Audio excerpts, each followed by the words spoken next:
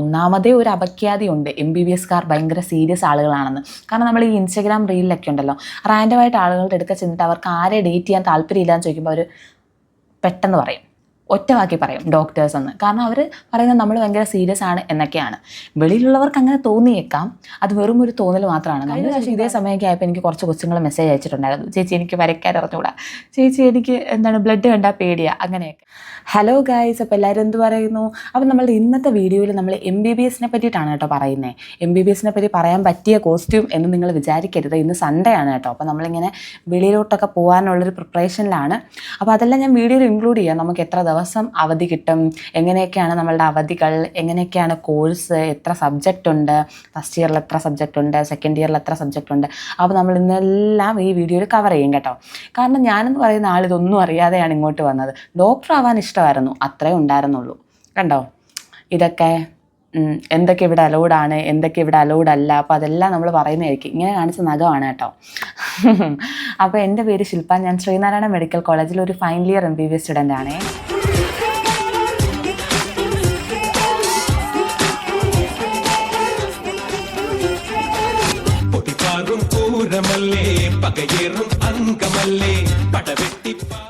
അപ്പോൾ ഗൈസ്, എനിക്ക് വലിയ സീരിയസ് ആയിട്ടുള്ളൊരു ഡിസ്കഷന് താല്പര്യമില്ല. ഒന്നാമതേ ഒരു അപഖ്യാതിയുണ്ട്, MBBS-കാർ ഭയങ്കര സീരിയസ് ആളുകളാണെന്ന്. കാരണം നമ്മൾ ഈ ഇൻസ്റ്റഗ്രാം റീലിലൊക്കെ ഉണ്ടല്ലോ, റാൻഡമായിട്ട് ആളുകളുടെ അടുക്ക ചെന്നിട്ട് അവർക്ക് ആരെ ഡേറ്റ് ചെയ്യാൻ താല്പര്യമില്ല എന്ന് ചോദിക്കുമ്പോൾ അവർ പെട്ടെന്ന് പറയും, ഒറ്റവാക്കി പറയും ഡോക്ടേഴ്സ് എന്ന്. കാരണം അവർ പറയുന്നത് നമ്മൾ ഭയങ്കര സീരിയസ് ആണ് എന്നൊക്കെയാണ്.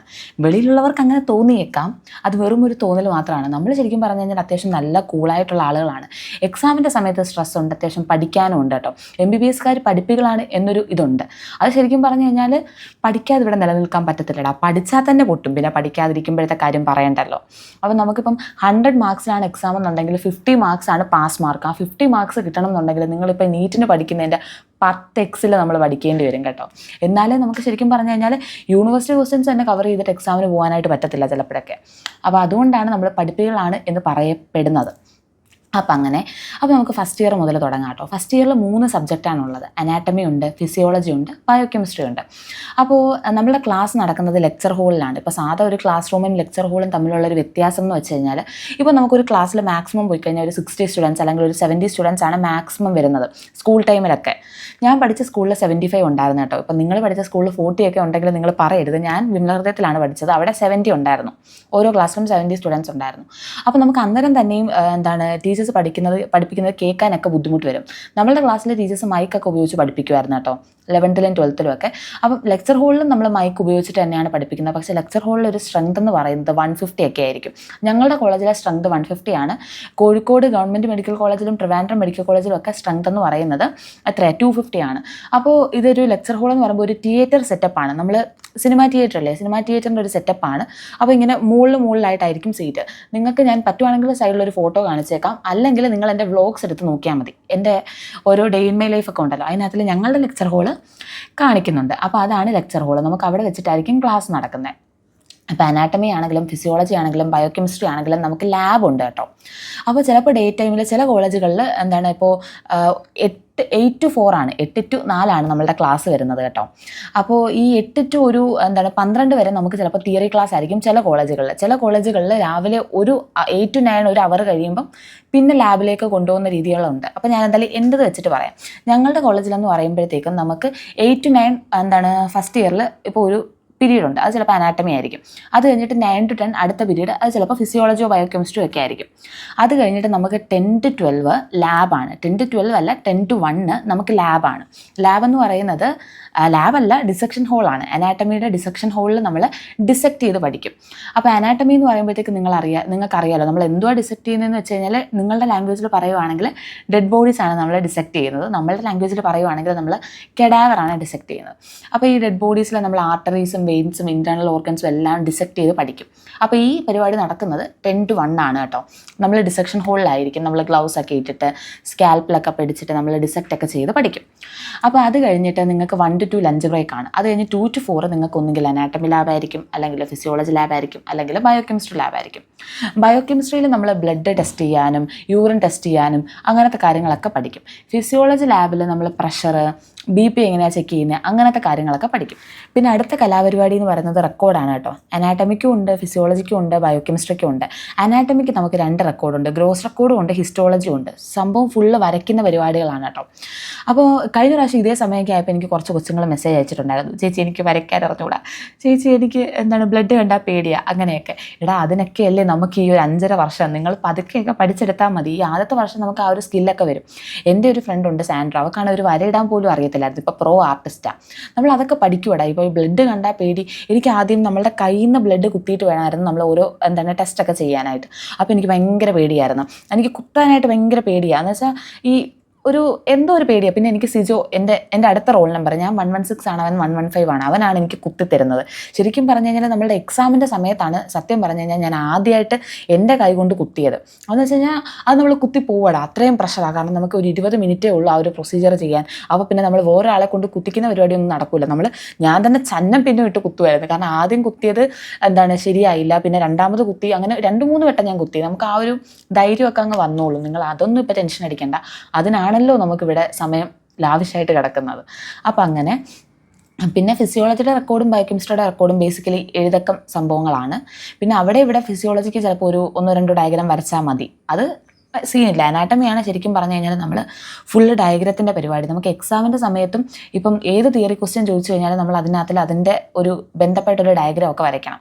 അപ്പോൾ ഇത്രയാണ് ഫസ്റ്റ് ഇയർ എന്ന് പറയുന്നത്. നമ്മൾ 1 വർഷം കഴിയുമ്പോഴത്തേക്ക് പിന്നെ എക്സാം ഉണ്ട്. അനാറ്റമിക്ക് എന്ന് പറയുമ്പോഴത്തേക്ക് 2 പേപ്പറാണ്, പേപ്പർ 1ഉം പേപ്പർ 2ഉം. ചില ടോപ്പിക്സ് പേപ്പർ 1ലും ബാക്കി ടോപ്പിക്സ് പേപ്പർ 2ലുമായിട്ടാണ് വരുന്നത്. ഇപ്പം ഞാനിപ്പം അപ്പർ ലിംബ് അതൊക്കെ നിങ്ങളെടുക്കെ പറഞ്ഞു കഴിഞ്ഞാൽ നിങ്ങൾക്ക് അത്രയും മനസ്സിലാവത്തില്ല. അപ്പം നമ്മളുടെ അനാറ്റമി ഫുള്ള് സ്പ്ലിറ്റ് ആക്കിയിട്ട് ഒരു ഹാഫ് പേപ്പർ 1ലും അടുത്ത ഹാഫ് പേപ്പർ 2ലുമാണ് വരുന്നത്. അതുപോലെ തന്നെ ഫിസിയോളജി ഉണ്ട് പേപ്പർ 1ഉം പേപ്പർ 2ഉം. അതുപോലെ തന്നെ ടോപ്പിക്സ് സ്പ്ലിറ്റ് ചെയ്തിട്ട് ഒരെണ്ണം പേപ്പർ 1, ഒരെണ്ണം പേപ്പർ 2. ബയോകെമിസ്ട്രി അതുപോലെ ഒരെണ്ണം പേപ്പർ 1, ഒരെണ്ണം പേപ്പർ 2. എക്സാം എന്ന് പറയുമ്പോഴത്തേക്കും നമുക്കിപ്പോൾ ആദ്യം അനാറ്റമി പേപ്പർ 1 ആണെങ്കിൽ അത് കഴിഞ്ഞിട്ട് ഒരു ദിവസം ലീവ് കഴിഞ്ഞിട്ട് അടുത്ത ദിവസമായിരിക്കും അനാറ്റമി പേപ്പർ 2ൻ്റെ എക്സാം വരുന്നത്. അത് കഴിഞ്ഞിട്ട് ഒരു ദിവസം ലീവ് കഴിഞ്ഞിട്ട് ഫിസിയോളജി പേപ്പർ 1, പിന്നെ ഒരു ദിവസം ലീവ് കഴിഞ്ഞിട്ട് ഫിസിയോളജി പേപ്പർ 2. എല്ലാ എക്സാമിൻ്റെ ഇടയ്ക്കും ഒരു ദിവസം ഗ്യാപ്പാണ് വരുന്നത്. പിന്നെ സാറ്റർഡേ സൺഡേ ഒക്കെ വന്നു കഴിഞ്ഞാൽ ചില എക്സാമിൻ്റെ ഇടയ്ക്ക് നമുക്ക് 2 ദിവസം ഗ്യാപ്പ് കിട്ടും. അങ്ങനെ പിന്നെ എന്തെങ്കിലും ലീവൊക്കെ വന്നാൽ 2 ദിവസം ഗ്യാപ്പ് കിട്ടത്തുള്ളൂ. സാധാ ഒരു ദിവസം ഗ്യാപ്പിട്ടാണ് വരുന്നത്. ഞങ്ങളുടെയൊക്കെ സമയമാകുമ്പോഴത്തേക്ക് നമ്മളുടെ ക്ലാസ് കഴിഞ്ഞിട്ട് നമുക്ക് ഏകദേശം 1 മന്ത് സ്റ്റഡി ലീവ് ഉണ്ട്. അത് കഴിഞ്ഞിട്ടാണ് എക്സാംസ് വരുന്നത്. ഇനിയുള്ള ബാച്ചുകളിൽ സ്റ്റഡി ലീവ് ഇല്ലെന്നൊക്കെ പറയുന്നുണ്ട്. ശരിക്കും പറഞ്ഞു കഴിഞ്ഞാൽ നമ്മൾ ഇതെല്ലാം കൂടെ നമ്മൾ അവിടുന്ന് ഇവിടുന്നൊക്കെ പഠിച്ചതെല്ലാം കൂടെ അടുക്കി എടുക്കുന്ന ഒരു ടൈം എന്ന് പറയുന്നത് ഈ 1 മന്ത് സ്റ്റഡി ലീവാണ്. അപ്പോൾ ഈ 1 മന്ത് സ്റ്റഡി ലീവ് കഴിഞ്ഞ് നമ്മൾ എക്സാംസ് ഒക്കെ എഴുതി, പിന്നെ എക്സാം കഴിഞ്ഞിട്ട് ഞങ്ങളുടെ സമയത്തെന്ന് പറയുമ്പോഴത്തേക്ക് എക്സാം കഴിഞ്ഞ് ഒരു 5 ദിവസം കഴിയുമ്പോൾ തന്നെ സെക്കൻഡ് ഇയറിൻ്റെ ക്ലാസ് സ്റ്റാർട്ടായിട്ടുണ്ടായിരുന്നു. ഇപ്പോഴത്തെ കൊച്ചുങ്ങൾക്കെന്ന് വെച്ച് കഴിഞ്ഞാൽ എക്സാം കഴിഞ്ഞ് റിസൾട്ട് വന്നിട്ട് അവർ പാസ്സായാലും മാത്രമേ അവർക്ക് സെക്കൻഡ് ഇയറിലേക്ക് കടക്കാൻ പറ്റത്തുള്ളായിരുന്നു. ഞങ്ങളുടെ സമയത്തെന്ന് വെച്ച് കഴിഞ്ഞാൽ ഈ 5 ദിവസം കഴിയുമ്പോൾ എല്ലാവരും സെക്കൻഡ് ഇയറിലേക്ക് കടക്കും. സെക്കൻഡ് ഇയറിലേക്ക് കടന്നിട്ട് ചില കൊച്ചുങ്ങൾക്ക് സേ വരുമ്പോഴത്തേക്ക് അവർ സേ എക്സാം എന്ന് പറയുമ്പോഴത്തേക്ക് റിസൾട്ട് വന്ന് ഏകദേശം 2 ആഴ്ച കഴിയുമ്പോൾ തന്നെ സേയുടെ ഡേറ്റ് വരും. സേയുടെ ഡേറ്റ് എന്ന് വെച്ച് കഴിഞ്ഞാൽ റിസൾട്ട് വന്ന് 2 ആഴ്ച കഴിയുമ്പോഴത്തേക്കും സേ എക്സാം സ്റ്റാർട്ട് ചെയ്യും. അപ്പോൾ ഈ സേ ക്ലിയർ ചെയ്തിട്ടുള്ളവർക്ക് നമ്മളുടെ കൂടെ സെക്കൻഡ് ഇയറിൽ ജോയിൻ ചെയ്യാൻ പറ്റും. സേ ക്ലിയർ ചെയ്തിട്ടില്ലെങ്കിൽ അവർ വീണ്ടും ഫസ്റ്റ് ഇയേഴ്സിൻ്റെ കൂടെ 1 കൊല്ലം വീണ്ടും പഠിച്ചിട്ടേ എഴുതാൻ പറ്റത്തുള്ളൂ. മനസ്സിലായോ? അങ്ങനെ ഒരു പ്രശ്നമുണ്ട് ഫസ്റ്റ് ഇയർ. അപ്പോൾ ഫസ്റ്റ് ഇയർ നമ്മൾ ഫെയിലായിട്ടുണ്ടെങ്കിൽ നമ്മൾ ജൂനിയർ ബാച്ചസിൻ്റെ കൂടെ പോയിട്ട് 1 കൊല്ലം പഠിച്ചിട്ട് എഴുതണം. സേ എഴുതി ക്ലിയർ ആക്കി കഴിഞ്ഞ് കഴിഞ്ഞാൽ കുഴപ്പമില്ല. സേ എഴുതി വീണ്ടും ഫെയിലായി കഴിഞ്ഞാൽ ഇങ്ങനൊരു പ്രശ്നമുണ്ട്. അപ്പോൾ നമ്മളുടെ സമയത്തെന്ന് വെച്ച് കഴിഞ്ഞാൽ എല്ലാ കൊച്ചുങ്ങളും കൂടി ഇങ്ങനെ വരും, സെക്കൻഡ് ഇയർ ക്ലാസ്സിലേക്ക് വരും. പിന്നെ അത് കഴിഞ്ഞിട്ട് കുറച്ച് നാൾ കഴിയുമ്പോഴത്തേക്കല്ലേ ഫസ്റ്റ് ഇയറിൻ്റെ റിസൾട്ട് വരത്തുള്ളൂ. അപ്പോൾ കുറച്ച് പേര് ഇതുപോലെ പോവും, അതായത് ബാച്ച് ഔട്ടായിട്ട് പോയിട്ട് ജൂനിയേഴ്സിൻ്റെ കൂടെ ജോയിൻ ചെയ്യും. അപ്പോൾ ആ ഒരു മെൻ്റൽ ട്രോമ ഒഴിവാക്കാൻ വേണ്ടിയിട്ടാണ് ഇപ്പം റിസൾട്ട് വന്നിട്ടേ ക്ലാസ് സ്റ്റാർട്ട് ആവത്തുള്ളൂ. അപ്പോൾ നമ്മൾ സെക്കൻഡ് ഇയറിലെന്ന് പറയുമ്പോഴത്തേക്ക് നമുക്ക് 3 സബ്ജക്റ്റാണ് വരുന്നത്. Pharmacology, pathology, microbiology. ഇപ്പോൾ ഫാർമക്കോളജിക്കാണെങ്കിലും എന്തൊക്കെയാണോ പറയുന്നത്, ഫാർമക്കോളജിക്കാണെങ്കിലും 2 പേപ്പറുണ്ട്, മൈക്രോബയോളജിക്കാണെങ്കിലും 2 പേപ്പറുണ്ട്, ഇതുപോലെ തന്നെ പാത്തോളജിക്കാണെങ്കിലും 2 പേപ്പറുണ്ട്. ഞാൻ പറഞ്ഞ പോലെ ടോപ്പിക്സ് ഡിവൈഡ് ചെയ്തിട്ട് പേപ്പർ 1, പേപ്പർ 2 ഇതിന് 3നും പറഞ്ഞ പോലെ ലാബുണ്ട്. മൈക്രോബയോളജി എന്ന് പറയുമ്പോഴത്തേക്ക് നമ്മൾ ബാക്ടീരിയ, വൈറസ്, പ്രോട്ടോസോവ അതൊക്കെ പഠിക്കും. പാത്തോളജി എന്ന് പറയുമ്പോഴത്തേക്ക് നമ്മൾ ഇപ്പോൾ ക്യാൻസറസ് ലങ് അങ്ങനത്തെ കാര്യങ്ങളൊക്കെ നമ്മൾ പഠിക്കും. ഹിസ്റ്റോളജിയുടെ തന്നെ വേറൊരു വെർഷനാണ്. ഇപ്പോൾ ഞാൻ പറയുന്നത് മനസ്സിലാവത്തില്ല, എന്നാലും നിങ്ങൾക്ക് ഒരു ബേസിക് ഐഡിയ വരാൻ വേണ്ടിയിട്ട് പറയുക. അങ്ങനത്തെ കാര്യങ്ങളൊക്കെയാണ് നമ്മൾ പാത്തോളജി. ഇപ്പം നിങ്ങൾക്കിപ്പോൾ ഒരാൾക്കൊരു ക്യാൻസർ ഉണ്ടെങ്കിൽ അയാളുടെ ബയോപ്സി എടുക്കുമെന്ന് നമ്മൾ പറയത്തില്ലേ, അതായത് ആ ഒരു ക്യാൻസർ സെല്ല് നമ്മൾ ടെസ്റ്റ് ചെയ്യാൻ അയക്കുമെന്ന് പറയത്തില്ലേ, ആ ടെസ്റ്റ് ചെയ്യുന്നത് പാത്തോളജിസ്റ്റ് ആണ് കേട്ടോ. അപ്പോൾ അങ്ങനത്തെ കാര്യങ്ങളൊക്കെയാണ് നമ്മൾ പാത്തോളജിയിൽ പഠിക്കുന്നത്. ഫാർമക്കോളജി പിന്നെ ഡ്രഗ്സ് എന്ന് പറയുമ്പോഴത്തേക്ക് മറ്റേ ഡ്രഗ്സ് അല്ല, നമ്മൾ ട്രീറ്റ് ചെയ്യുന്ന നമ്മളിപ്പോൾ മെഡിസിൻസിന് നമ്മൾ പറയുന്ന ആണ് ഡ്രഗ്സ് എന്ന്. അതായത് ഇപ്പോൾ നമ്മൾ പാരസെറ്റാമോളൊക്കെ ഒരു ഡ്രഗാണ്. അങ്ങനത്തെ സംഭവങ്ങളൊക്കെയാണ് നമ്മൾ ഫാർമക്കോളജിയിൽ പഠിക്കുന്നത്. ഇപ്പം 3 എണ്ണത്തിനും ലാബും കാര്യങ്ങളൊക്കെ ഉണ്ട്. ഇതുപോലെ നമ്മൾ പറഞ്ഞ പോലെ പേപ്പർ 1 പേപ്പർ 2 എല്ലാം എക്സാം ഒരു ദിവസം ഗ്യാപ്പിലാണ് വരുന്നത്. ഇനിയിപ്പോൾ നിങ്ങൾ സെക്കൻഡ് ഇയറിൽ നിങ്ങൾ ഫെയിലായി, നിങ്ങൾക്ക് സേ വന്നു, സേ എഴുതി നിങ്ങൾ ക്ലിയർ ആയില്ല, എന്നാലും നിങ്ങൾ ബാച്ച് ഔട്ട് ആവില്ല. നമ്മുടെ ബാച്ചിൻ്റെ കൂടെ തന്നെ നിങ്ങൾക്ക് കണ്ടിന്യൂ ചെയ്ത് പോകാൻ പറ്റും. അടുത്ത കൊല്ലം നിങ്ങളുടെ ജൂനിയർ ബാച്ച് എക്സാം എഴുതുമ്പം അവരുടെ കൂടെ എക്സാം എഴുതണം എന്നുള്ളതേ ഉള്ളൂ. അങ്ങനത്തെ പ്രശ്നങ്ങളേ ഉള്ളൂ. അല്ലാതെ നമ്മളുടെ ബാച്ച് വിട്ട് പോകത്തില്ല. നമ്മൾ തേർഡ് ഇയറിലും നിങ്ങളുടെ ഫ്രണ്ട്സിൻ്റെ കൂടെയൊക്കെ തന്നെ ആയിരിക്കും നിങ്ങൾ ക്ലാസ്സൊക്കെ വരുന്നത്. അപ്പോൾ തേർഡ് ഇയറിൽ നമുക്ക് 2 സബ്ജക്റ്റാണുള്ളത്. ഫോറൻസിക് മെഡിസിനും ഉണ്ട്, കമ്മ്യൂണിറ്റി മെഡിസിനും ഉണ്ട്. ഫോറൻസിക് മെഡിസിൻ എന്ന് പറയുമ്പോഴത്തേക്ക് നമ്മൾ മറ്റേ പോസ്റ്റ്മോർട്ടം അങ്ങനത്തെ കാര്യങ്ങളൊക്കെയാണ് പഠിക്കുന്നത്. കമ്മ്യൂണിറ്റി മെഡിസിൻ എന്ന് പറയുമ്പോഴത്തേക്ക് നമ്മൾ ശരിക്കും പറഞ്ഞു കഴിഞ്ഞാൽ കമ്മ്യൂണിറ്റിയിലുള്ള കാര്യങ്ങളൊക്കെയാണ് പഠിക്കുന്നത്. നമുക്ക് സർവേയും കാര്യങ്ങളൊക്കെ ഉണ്ട് കേട്ടോ. കമ്മ്യൂണിറ്റി മെഡിസിൻ നമ്മൾ ചില വീടുകളിലൊക്കെ സർവേ എടുക്കാനൊക്കെ പോവും. പേര് പറയോ, അഡ്രസ്സ് പറയോ, ഇവിടെ ഈ റീസെൻ്റായിട്ട് വല്ല അബോഷൻസ് ഉണ്ടായിട്ടുണ്ടോ, എന്തെങ്കിലും ഡിസീസ് ഉള്ളവരുണ്ടോ, അങ്ങനെയൊക്കെ നമ്മൾ ചോദിക്കും. അപ്പോൾ അതൊക്കെയാണ് കമ്മ്യൂണിറ്റി മെഡിസിനിൽ വരുന്നത്. നമ്മൾ കമ്മ്യൂണിറ്റി ആയിട്ടുള്ളൊരു ഇൻട്രാക്ഷനാണ് വരുന്നത്. പിന്നെ അത് കഴിഞ്ഞിട്ട് അതിന് കമ്മ്യൂണിറ്റി മെഡിസിൻ ഇതുപോലെ പേപ്പർ 1 ഉണ്ട്, പേപ്പർ 2 ഉണ്ട്. ഫോറൻസിക്കിനാകെ ഒരൊറ്റ പേപ്പറേ ഉള്ളൂ കേട്ടോ. അത് കഴിഞ്ഞിട്ട് നമ്മൾ ഫൈനൽ ഇയർ ആയി. ഫൈനൽ ഇയർ എന്ന് വെച്ച് കഴിഞ്ഞാൽ അടിപൊളിയാണ് ഗൈസ്, വളരെ അടിപൊളിയാണ്. നമുക്ക് സബ്ജക്റ്റേ ഉള്ളു. അപ്പോൾ ഗൈസ് ഫൈനൽ ഇയറിനെ പറ്റിയിട്ട് പറയാനാണെങ്കിൽ നമുക്ക് വാക്കുകൾ തികയത്തില്ല കേട്ടോ, അത്രയ്ക്ക് അടിപൊളിയാണ്.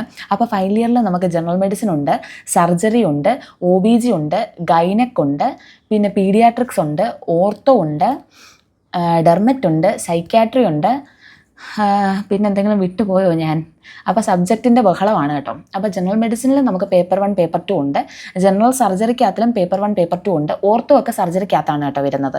അതുപോലെ തന്നെ ഡെർമറ്റോളജിയും സൈക്യാട്രിയും ഒക്കെ വരുന്നത് മെഡിസിനകത്താണ്. പിന്നെ നമുക്കുള്ളത് OBG ഉണ്ട്, ഗൈനക് ഉണ്ട്. ഇത് ഒബ്സ്റ്റട്രിക്സിനകത്താണ് വരുന്നത്. 2 പേപ്പറാണ്, ഒരെണ്ണം ഒബ്സും ഒരെണ്ണം ഗൈനക്കുമാണ് കേട്ടോ. പിന്നുള്ളത് നമുക്ക് പിന്നെ പീഡിയാട്രിക്സ് ഉണ്ട്, പിന്നെ ENT ഉണ്ട്, ഒഫ്താലുണ്ട്. അപ്പോൾ അത്രയും സബ്ജക്റ്റാണ് ഫൈനൽ ഇയറിൽ വരുന്നത്. ഫൈനൽ ഇയറിൽ ഭയങ്കര ഹെക്റ്റിക്കാണ്. കാരണം നമുക്ക് ഇപ്പം ഭയങ്കര പാടാണ്. എന്ന് വെച്ചാൽ ഇത്രയും കാര്യങ്ങൾ നമുക്ക് പഠിക്കണ്ടേ, 1 ഇയർ ടൈമല്ലേ ഉള്ളൂ. അപ്പോൾ അതിനിടയ്ക്ക് നമ്മൾ ഇത്രയും പേപ്പർ എഴുതണം. മാത്രമല്ല നമ്മൾ തേർഡ് ഇയറിലാകെ 2 സബ്ജക്റ്റല്ലേ ഉള്ളൂ. അപ്പോൾ അതിൻ്റെ ഒരു ആലാപാല പാടിക്കൊണ്ടിരിക്കുമ്പോഴാണ് നമ്മൾ പാസ്സായിട്ട് പെട്ടെന്ന് ഫൈനൽ ഇയറിലോട്ട് വരുന്നത്, ഇവിടെ കിടന്ന് വെള്ളം കുടിക്കുന്നത്. അപ്പോൾ ഫൈനൽ ഇയർ ആണ് ഏറ്റവും ടഫായിട്ട് വരുന്നത്. അപ്പോൾ ഫൈനൽ ഇയർ ഒക്കെ നമ്മൾ പാസ്സായി കഴിയുമ്പോൾ നമുക്ക് ഡോക്ടർ എന്നുള്ളൊരു ഇത് വെക്കാൻ പറ്റും കേട്ടോ. നമ്മുടെ പേരിൻ്റെ മുന്നിൽ ഡോക്ടർ എന്നുള്ളത് വെക്കാൻ പറ്റും ഫൈനൽ ഇയർ പാസ്സായി കഴിഞ്ഞ് കഴിഞ്ഞാൽ. അത് കഴിഞ്ഞിട്ട് നമ്മളുടെ റിസൾട്ടൊക്കെ വന്ന് നമ്മൾ പാസ്സായിട്ടുണ്ടെങ്കിൽ നമുക്ക് ഹൗസ് സർജൻസി ഉണ്ട്. നമ്മൾ ഏത് കോളേജിലാണോ പഠിക്കുന്നത് ആ കോളേജിൽ തന്നെ നമുക്ക് 1 ഇയർ ഇൻറ്റേൺഷിപ്പ് ഉണ്ട്, വിത്ത് സാലറിയാണ്. ഗവൺമെൻറ്റിൽ 25,000 ആണ് നിങ്ങൾക്ക് സ്റ്റൈഫൻഡ് കിട്ടുന്നത് പെർ മന്ത്. പ്രൈവറ്റിൽ നിങ്ങൾക്ക് 10,000 ആ ഒരു റേഞ്ചിലാണ് സ്റ്റൈഫൻഡ് കിട്ടുന്നത്. അപ്പോൾ ഹൗസ് സർജൻസിയും കഴിഞ്ഞ് കഴിഞ്ഞാൽ നമുക്കൊരു വലിയ പ്രോഗ്രാം ഉണ്ട്. ശരിക്കും പറഞ്ഞു കഴിഞ്ഞാൽ ഹൗസ് സർജൻസി കഴിഞ്ഞിട്ടല്ല, ഹൗസ് സർജൻസിയുടെ ആ ഒരു സ്റ്റാർട്ടായി ഏകദേശം തീരാറാകുമ്പോഴത്തേക്ക് നമ്മളുടെ ഒരു പ്രോഗ്രാം ഉണ്ട്, കോൺവക്കേഷൻ എന്ന് വെച്ച് കഴിഞ്ഞാൽ നമ്മുടെ പാസിംഗ് ഔട്ടാണ്, നമുക്ക് സർട്ടിഫിക്കറ്റ് ഒക്കെ തരും. അത് നമ്മുടെ ലൈഫിലെ വലിയൊരു പ്രോഗ്രാമാണ്. നിങ്ങൾ എൻ്റെ ചാനലിൽ കയറി നോക്കിക്കോ. അപ്പോൾ അതിനകത്തിൽ കോൺവക്കേഷൻ്റെ വീഡിയോസൊക്കെ ഞാൻ അപ്ലോഡ് ചെയ്തിട്ടുണ്ട്. പിന്നെ ഒരു കാര്യം പറയാൻ മറന്നുപോയി, സെക്കൻഡ് ഇയർ മുതൽ നിങ്ങൾക്ക് ക്ലിനിക്കൽ പോസ്റ്റിംഗ് വരും കേട്ടോ. അതായത് ഇപ്പോൾ നിങ്ങൾ സെക്കൻഡ് ഇയറിൽ പഠിക്കുന്നത് മൈക്രോബയോളജിയും ഫാർമക്കോളജിയും പാത്തോളജി ആണെങ്കിൽ നിങ്ങൾക്ക് മെഡിസിൻ്റെയും സർജറിയുടെയും OBGയുടെയും ഒക്കെ പോസ്റ്റിംഗ് വരും കേട്ടോ. അപ്പോൾ അതൊക്കെ നിങ്ങൾക്ക് സെക്കൻഡ് ഇയർ മുതലുണ്ട്. അതായത് ഹോസ്പിറ്റലിലുണ്ട്. ഇപ്പോൾ തേർഡ് ഇയറിലൊക്കെ ആകുമ്പോഴത്തേക്ക് ഇതിനെല്ലാം നമുക്ക് ലാബ് ഉണ്ട് കേട്ടോ. Physiology, pathology, microbiology, community medicine, forensic, ഇതിനൊക്കെ നമുക്ക് ലാബുണ്ട്. അല്ലാതെ തന്നെ നിങ്ങൾക്ക് കുറച്ച് സമയം, അതായത് 8 to 9 ക്ലാസ് കാണും, 9 to 10 ക്ലാസ് കാണും. അത് കഴിഞ്ഞിട്ട് ഈ 10 to 1 നിങ്ങൾക്ക് ഏതെങ്കിലും ഒരു ക്ലിനിക്കൽ പോസ്റ്റിംഗ് ആയിരിക്കും. ഒരു പോസ്റ്റിംഗ് ഒരു മാസമാണ് വരുന്നത്. ഇപ്പോൾ സെക്കൻഡ് ഇയറിലൊക്കെ ആണെങ്കിൽ 2 ആഴ്ചയാണ് ഓരോ പോസ്റ്റിംഗ് വരുന്നത്. നിങ്ങൾക്ക് ENTയിൽ പോസ്റ്റിംഗ് കാണും 2 ആഴ്ച, ഒഫ്താലിൽ പോസ്റ്റിംഗ് കാണും അടുത്ത 2 ആഴ്ച, അത് കഴിഞ്ഞിട്ട് OBG കാണും, ഗൈനക്കിൽ കാണും, അങ്ങനെ മാറിക്കൊണ്ടിരിക്കും. അപ്പോൾ അങ്ങനെയൊക്കെയാണ്. നിങ്ങൾക്ക് എന്തായാലും ഒരു ബേസിക് ഐഡിയ വന്നിട്ടുണ്ടാവും. അത്യാവശ്യം എത്ര സബ്ജക്റ്റ് എങ്കിലും ഉണ്ടെന്നുള്ളൊരു ഐഡിയ വന്നിട്ടുണ്ടാവുമല്ലോ. ഞാനിവിടെ വന്ന സമയത്ത് എനിക്ക് ആ ഒരു ഐഡിയ പോലും ഉണ്ടായിരുന്നില്ല. അപ്പോൾ അതൊക്കെ ഒന്ന് പറയണം എന്നുണ്ടായിരുന്നു. പിന്നെ നമുക്ക് OTയിൽ പോസ്റ്റിംഗ് വരും. അപ്പോൾ നമ്മൾ സർജറിയിലാണ് നമ്മളുടെ പോസ്റ്റിംഗ് എന്നുണ്ടെങ്കിൽ, ഇപ്പം ഞങ്ങളുടെ കോളേജുകളിൽ എല്ലാ വ്യാഴാഴ്ചയും ചൊവ്വാഴ്ചയാണ് സർജറി വരുന്നത്. അപ്പോൾ നമ്മൾ OTയിലൊക്കെ കയറും, ഓപ്പറേഷൻ തിയേറ്ററിലൊക്കെ കയറും. പിന്നെ ഡോക്ടേഴ്സിൻ്റെ കൂടെ നമ്മൾ OPയിൽ കയറും. അതായത് ഇപ്പോൾ ഡോക്ടേഴ്സ് ഓരോ പേഷ്യൻസിനെ നോക്കുന്നതൊക്കെ നമ്മൾ അവരുടെ കൂടെ നിന്ന് കണ്ടു പഠിക്കും. അവർ നമ്മളുടെ അടുക്ക ക്വസ്റ്റ്യനൊക്കെ ചോദിക്കും, പേഷ്യൻസിൻ്റെ മുന്നിൽ വെച്ച് നമ്മളുടെ അടുക്ക ക്വസ്റ്റ്യനൊക്കെ ചോദിക്കും, ലൈറ്റായിട്ട് നാണമൊക്കെ കിടും. അപ്പോൾ അങ്ങനെയൊക്കെ നമ്മൾ അങ്ങനെ നല്ല ഒരു ബോൾഡായിട്ടുള്ള ഒരാളായിട്ട് വരും. അപ്പോൾ അങ്ങനെയൊക്കെയാണ് കലാപരിപാടികളൊക്കെ. അപ്പോൾ അത്രേ ഉള്ളൂ. എന്തായാലും ഒരു ബേസിക് ഐഡിയ ഒക്കെ കിട്ടിയിട്ടുണ്ടാവും എന്ന് ഞാൻ വിശ്വസിക്കുന്നു. എന്തെങ്കിലും ഡൗട്ടും കാര്യങ്ങളൊക്കെ ഉണ്ടെങ്കിൽ നിങ്ങൾ ചോദിക്കുക. അടുത്ത് എന്ത് വീഡിയോ ചെയ്യണമെന്നുണ്ടെങ്കിൽ നിങ്ങൾ പറയുന്ന വീഡിയോസാണ് ഞാനിപ്പോൾ ചെയ്തുകൊണ്ടിരിക്കുന്നത് മൊത്തം. അപ്പോൾ അത്ര ഉള്ളടാ. ടാറ്റാ.